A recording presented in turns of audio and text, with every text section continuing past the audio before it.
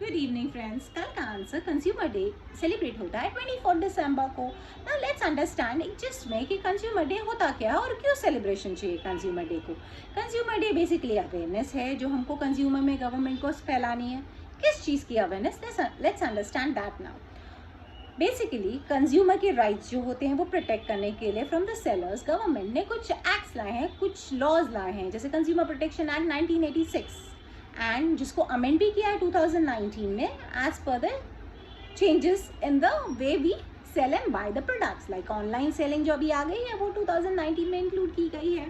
तो जो अगर कोई सेलर किसी बायर को चीट करता है, मैल प्रैक्टिस करता है and selling the product, either I am just giving few examples of it, like अगर उसने आपका एमआरपी जितना है उससे ज़्यादा प्राइस आपको चार्ज कर दिया, जो स्पेसिफिकेशन उसने सेलिंग के टाइम पे बोला था, लेकिन जब उसने आपको प्रोडक्ट डिलीवर किया इस टाइम पे कुछ और ही दिखा दिया, अगर उसने जो प्रोडक्ट बोला था वो फॉल्टी निकला जब आपको डिलीवर किया है, तो एट दैट टाइम अगर कंज्यूमर को लगता है कि आपको चीट किया गया है तो आप ऐसे सेलर्स की कंप्लेंट जाकर कंज्यूमर कोर्ट में कर सकते हैं। आपको थोड़े इंस्टेंस भी बताती हूँ जहाँ पर एक आइसक्रीम वेंडर था, वहाँ पर 10 रुपये की एमआरपी की प्राइस थी, आइसक्रीम की एमआरपी यानी मैक्सिमम रिटेल प्राइस उसकी 10 रुपीज़ की प्राइस थी, बट उसने उसके ऊपर कूलिंग चार्जेस लगा दिया। So this man who was buying it, उसने जाकर उसका कंप्लेन कंज्यूमर कोर्ट में कर दिया। डू यू नो वो आइसक्रीम वेंडर को 2 लाख रुपीज़ का कॉम्पनसेशन लगा है।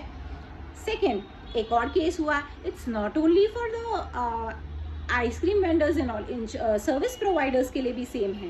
लाइक इंश्योरेंस कंपनी थी, उसका एक क्लेम था जो एक विडो ने किया था बिकॉज उसके हस्बैंड की डेथ हो गई थी रोड एक्सीडेंट में। इंश्योरेंस कंपनी ने उसका क्लेम रिजेक्ट कर दिया।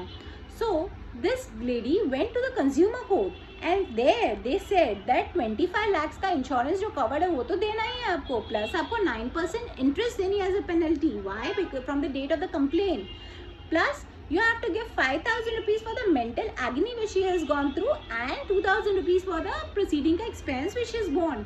तो all these things उनके ऊपर आया because she was aware of her rights. So basically अगर आपके साथ में ऐसा कुछ भी होता है तो आप जा सकते हैं, उनके बारे में कंप्लेन कर सकते हैं। Laws are available for consumers and consumer should, इसके लिए ये consumer should be aware of it. That's the reason अभी ये जागो ग्राहक जागो उन्होंने इनिशिएटिव लिया है गवर्नमेंट ने।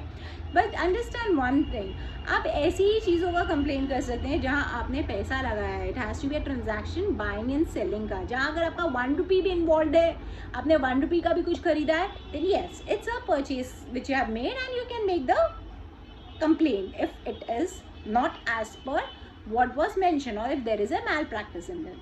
So this is about consumer protection. Now I would like to ask you the question of the day, which is which country is going to host World Audio Video Entertainment Summit in 2025? Please do think over it and answer. I would be waiting for you. Thank you. Bye bye.